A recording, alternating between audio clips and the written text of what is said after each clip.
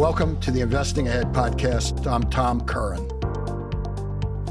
I'm pleased today to have Mikayla Brunell, a student at Siena College. I met her a few weeks ago. I did a presentation, and I'm sure you're going to find Mikayla informative and even entertaining. So the purpose here, Mikayla, is I'm curious about, first of all, your career choice. So why don't we talk about that a little bit? Your goal is to be a financial advisor. Okay. So yeah, happy to talk a little bit about that.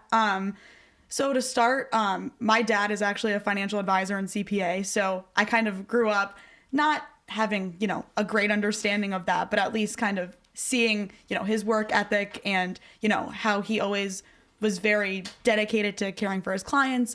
And so I think that definitely played a big role. I'm also someone who's very detail oriented. I've always been like that. So I think that plays a big role. And as you can probably tell, I'm a people person. So I think, kind of combining all of those things, my upbringing and as well as, being a people person and wanting to help people, and also really having that business background, I thought it made a lot of sense to pursue a degree in finance. And yeah, I'm very excited to kind of continue on that trajectory. I'm doing a financial planning concentration at Siena, which has been great to really get to learn the ins and outs of the business as well. That's wonderful. But I have to tell you, Mikayla, you're way ahead of one of my sons. He was a little younger than you. He was asked once by his teacher, "What does your father do for a living?" And he said, "Oh, my father sells socks." So we need people in the business, in the industry. We need financial service professionals. And I'm pleased to learn, too, that Siena offers a major in financial planning. Yeah. I think we need a lot of work there. I'm in the process of starting a foundation. It will be called something like the Curran Institute for Financial Learning. And we're in the process of putting that together now. But now let's talk a little bit about your friends, their goals. And I'll lead into that by saying that one of my concerns for younger generations is their financial security. Absolutely. For a lot of different reasons. I think moms and dads probably say, well, my children don't understand money, they spend too much, they don't save enough.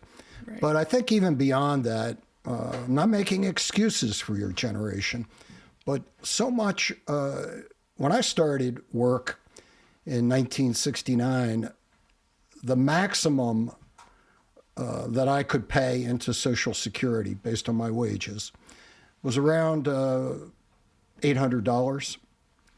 Today, that maximum is a whole lot more than that. Right. It's $24,200 if I recall correctly, which means more of your income is going to be taxed into Social Security, which I guess is okay, but it means if more of it that you earn is going into Social Security, there'll be less left for you to invest on your own.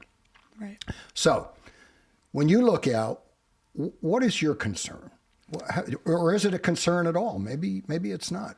Yeah, I think the biggest thing, obviously we know technology has evolved so much, and that means that information is so readily available at our fingertips. But I think the biggest thing for my generation is just because there's so much information, you don't know where to turn to find, reliable, valuable information. You can have a Google search of, how to set up a Roth IRA or how to set up a brokerage account, but a million different ads, a million different articles are going to come up. And, to someone like myself, where do you look? How do you know that Fidelity or Vanguard should be, one that you turn to as opposed to maybe another one that comes up? And so I think that's the biggest thing, as well as people my age, maybe they're not thinking about it. Obviously, we're college students. They don't realize the power of compounding and realize how important it is to really get a head start on this now and take advantage while we're young. You mentioned the power of compounding. Many, many years ago, I was told the real magic of compounding doesn't come in the first double. It occurs in the last double or the last two doubles. And I'm not sure I understood exactly what he meant by that at the time, but I think I learned pretty quickly. And I think one of the discouraging things is, in terms of learning the power of compounding, if you have $100,000 and you earn 10% on it, an equity-like return, it's $10,000. It's a fraction of an annual income. Right. It's 10%, but it doesn't seem to matter. But one day, if it's $1 million and it's 10%, now it's 100,000. Right. The percentage is the same, but it gets lost, particularly when we look at graphs that show the growth of money. It's almost a flat line in the first 20 or 30 years, and then it really takes off. So, right. Did you ever think about that? When you talk about the power or the magic of compounding, do you think it's understood? I think I don't know if it's necessarily understood. I feel like I kind of mentioned earlier, a lot of people in my generation, they just don't know where to turn for information. So a lot of this kind of goes over their heads. And, I think that's why obviously I want to have a finance degree because I want to go out and help people reach their financial goals. But also on the personal side, I think it's been invaluable to my growth just to be able to kind of have that financial literacy background, as well as I know you mentioned earlier that we met a few weeks ago. I'm the president of our financial planning club, which has been great to bring people in and really allow, our students to gain that additional growth outside of the classroom and really take what we're learning on paper and put it into practice. I'm going to ask you about a word. Okay. It's patience. Now, when I was your age, and I set my first financial plan in place mentally, right. Although I did write it down on a piece of paper. I wanted to be a millionaire at my age, 65 or 70. $1 million was, today, to equal that $1 million, it would take about $6 or $7 million to right. equal the same purchasing power. But I had this blind faith that if I just did it, it would happen. Right. And I think either my blind faith or my, stubborn belief in that if I did it, it would happen, got me through a lot of lean years and disappointing periods in the economy. How do we teach that? How do I teach that to you? But maybe I don't have to teach it to you. You seem like you've got that part down. But how do we teach that to younger people in general? Yeah, that's honestly, I think that's $1 million question. I think it's hard for a lot of people in terms of, seeing that end goal, especially because now, interest rates are sky high. And so, it's very difficult for people to really understand the value of investing and see its value, kind of past, the inflation and everything else, because I think people feel like everything's just so expensive. Like, there's not really worthwhile to invest or anything like that. And I think kind of going off of that too, just the words investing, the stock market, I think for a lot of people, they hear that and they kind of back up. They don't really know what to expect because they don't even know where to start when it comes to that. Do you worry about inflation? I mean, I like seeing as much money in my bank account as possible. So, it's pretty funny because I know we're talking a lot about like my generation and my friend group. It's funny because when I'll go out with my friends, I'm like any other young person. I always ask my parents, hey, can I have $20 before I go? And they'll always say to me, you don't need to go out and always spend money. And I'll say, oh, no, I understand the value of a dollar. That's why I don't want to spend my own money. But no, I mean, I think inflation is a very real concern. I don't know if it's something that as many people are worried about as maybe they should be, but I definitely think it's something, again, another term that a lot of people hear, but maybe they don't really know or understand, and especially understand its long-term implications. Well, you've heard me use that term or that expression. I like to say you can only spend a dollar once. Right. It seems like you understand, though, that if you go to the well, your parents, you can only spend the dollar once. Right. But the question is, how deep is that well? Right. And we convert that as we get older to the well. It gets more and more limited right. to our own resources. Right. But one of the challenges I think I faced when I was young, and I think you do to a greater degree, is you have more options. Absolutely. I didn't have very many options. Right. So it was easier for me to make the right choice because right. I didn't have too many choices. Right. You have so many choices. Delaying. Now, Mikayla will graduate in 3 years. I was really impressed with that because so many of your friends are taking 5 years and even 6 years to graduate. Right. But Mikayla's doing it in 3 years. And but I didn't appreciate time. Right. I thought I had lots of time. Right. And I think we live in a culture today where younger people are being told, you have lots of time. The one thing, though, that doesn't give you lots of time is that unless we change things dramatically, we still only have from our start date to our retirement date to secure financial security. We may live to be 100, Right. but we don't have to 100 to put our financial house in order. Right. And so when I hear kids taking 3 years or 4 years, or I'm going to do this or I'm going to do that, I don't want to be judgmental here, but there's a consequence Right. to growing up when you're 31 or 32 compared to growing up because you're married with children at age 21. Those 10 years are, you can only live 1 year at a time. You can only live Right. them one time. And it's true, you may have 100 of them to live because people live longer, but you don't have 100 to accumulate the resources necessary to Right. enjoy the power of compounding returns. So, have you ever thought about that? I mean, I definitely, like, in my personal life, like, in terms of, starting early in the spirit of, understanding that there's a lot of options, but also knowing, kind of like you said, there's few options that, are pretty solid bets. So, like, I think the first thing that comes to mind is, like, a Roth IRA. So I set one up a few years ago. I worked all summer, so I was able to max it out this year, which was great. And I think definitely, just taking advantage of that while we're young.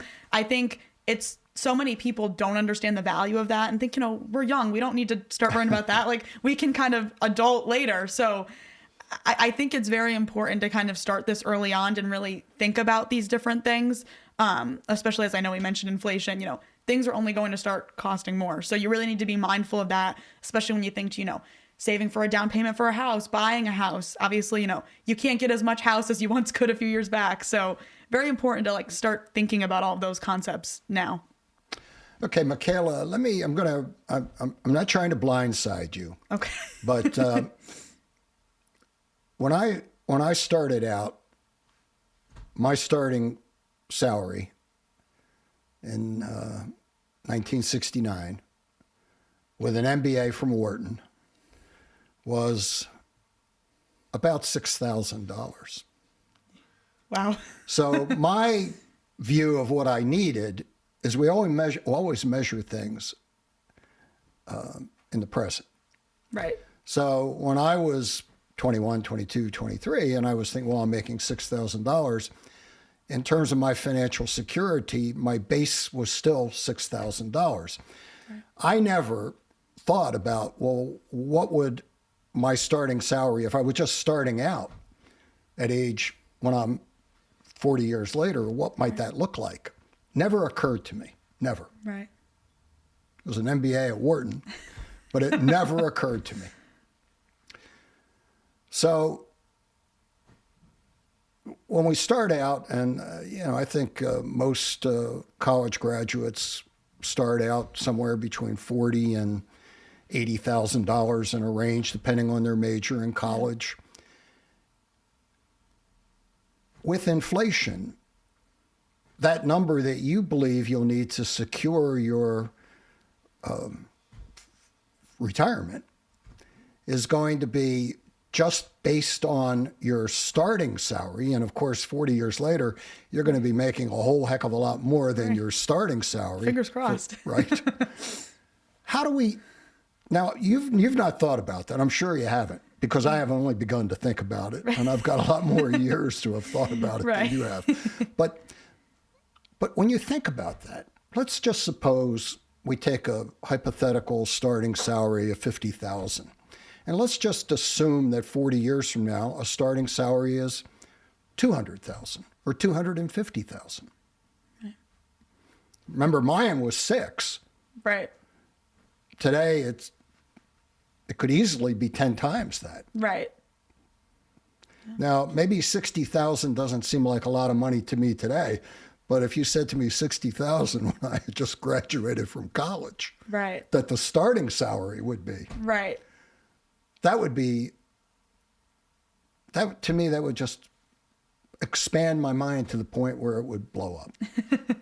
It probably would be so frightening if I thought about it that I don't know that I could think about it. So let's just say your children, someday, they graduate from college and they're going to be looking at a starting salary of 150 or 200,000. Of course, you'll be making more than that. Right. How do we prepare for that? Yeah, I mean, I think that kind of goes back to just the earlier idea of, investing and the power of compounding, in order to kind of match up, I guess, with inflation. I feel like a lot of people make the reference, storing money under like the mattress. You can't do that. You need to invest the money, and you need to be very mindful of where you're putting your money, as well as taking advantage of things like, the tax benefits of a Roth IRA, a 401k, maybe a 403b, depending on the industry. But, I think it's very important to really take advantage of those things and understand their value instead of, not only just, like I said, kind of keeping the money in, maybe a savings or a checking account that's not really giving you a high percentage yield. You really need to be mindful of that, as well as really just, I don't want to say don't make frivolous purchases. Obviously, you want to live your life, you want to spend money on things that you want, but really be conscious of that and understand, either I can spend money on this now, like you said, you can only spend your dollar once, or I can save it and buy something that might, make my life better tenfold. So just really important to think about all of those things, and understand the basics, which, like I said, I think is the biggest issue with our generation is they just don't know where to turn for information. Patience, huh? Yeah. Yeah.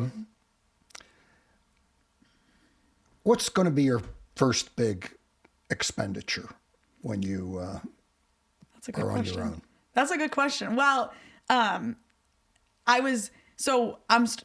graduation, I am going to be working in Saratoga, and I live about 30 minutes away. So I was thinking about getting an apartment, but then I looked up apartment prices and I said, maybe not. Maybe I should stay at home for a little while. So that's the current plan.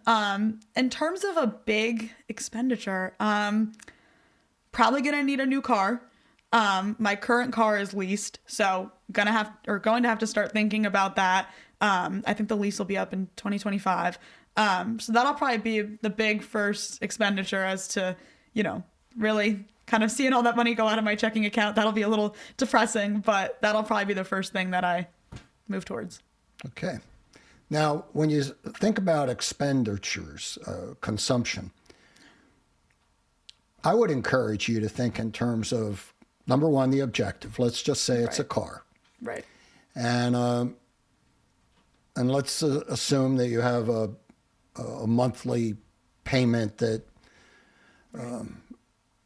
you can afford. Right. Would you consider thinking about, well, the number one objective is a car, and to, yes, have the amount of money that you could spend on that car decreased by some amount that would get invested instead of consumed. So you wind up with a car, but you don't perhaps have the exact car that you want. Right. Maybe it's not as big. Maybe it doesn't have the stereo system that you want or something. Right. How hard do you think that is for the average person, average young person to do? Yeah, I think that's very difficult. And I think a lot of what kind of goes with that is that stereotypical saying of keeping up with the Joneses. I think a lot of people, they want to have the nicest car, the nicest designer bag, clothes, all those things. And, especially on social media where that's kind of exacerbated and magnified, and you can see, all these people, well, they're going on vacation here. They have this car. Why can't I do that? And so I think that makes it very difficult. But again, that's where the discipline has to come in. And that's why you have to have, that strong understanding of financial literacy because, yes, that person might be driving a Range Rover, but you don't know what their bank account looks like. So, if you're setting yourself up and doing what you need to do to achieve financial literacy and financial security, really, you will be miles ahead of them in the long run. Right. It's what you keep in the long run. Right. Right. And I told your classmates when I was at Siena the power of compounding, and the example I used was a penny invested in 1776 at 2% would be worth about a couple dollars today. Right. But a penny invested at 10% would be worth more than $100 million today. And so I like to remind particularly young people, because old people always say, oh, it's too late for me. But I like to remind people that if we have that ability to have the discipline and the ability to look at a long-term chart and look at that chart and ask yourself the question, when would I not have wanted to be in stocks over the long run? Right. And you'll look at that chart and you'll say, well, I can't think of or see a time when I wouldn't have been. But in the short run, it seems like there's always a time when we shouldn't be. Right. So again, going back to that 1776 birth of the nation analogy, at 2%, if it hasn't happened since the birth of the country at 2%, how's it going to help in my lifetime? So we have to understand, whether we talk about being risk averse or not, we do have to understand what we can accomplish at different rates of return. Right. And how we can make up for the differences in rates of return by simply investing more money. Right. And do you think your friends think about that? No, to be honest with you, I think a lot of these concepts, they're just not taught. I think I'm actually lucky. So I graduated from Shaker, and I took a lot of classes in the business department, and one of them was a financial decision-making class. And I remember the teacher at the time always said, if there was one class that I could mandate for every, high school student to take, it would be that one. And I think, having classes like that would be so helpful for people to really, hear about that at, a young age. Like I said, I kind of grew up, my dad does this, so I kind of had some familiarity, but for others, just kind of understanding those things. And like you said, in terms of patience, I think a lot of people, if they go to invest and like you said, the market goes up, the market goes down, they see the market go down and they just want to pull their money out. They get nervous. They don't really know. And that's why it's a long-term game, and you have to have the patience. And, even when the market goes down, just invest more, because, it'll go back up and it will pay off tenfold, especially with the power of compounding. Mikayla, it has been a delight having you with us today. Thank you. I've enjoyed this. I would like to keep it going. And I know that I've spent more time with you already than I normally would. And it's been a delight. I thank you for watching this podcast. This is Tom Curran. Goodbye with thanks. Thank you for watching and listening to the Investing Ahead podcast with Tom Curran. Look for the Investing Ahead book and audiobook available everywhere. Executive producer Brendan Kennedy. Directed and produced by John Wager. Engineered and edited by Adam Russell and Aided Fitzsimmons. Filmed and recorded at Galileo Media Art Studios. Copyright 2024 Thomas Curran. All rights reserved. For more information, visit investingaheadpodcast.com.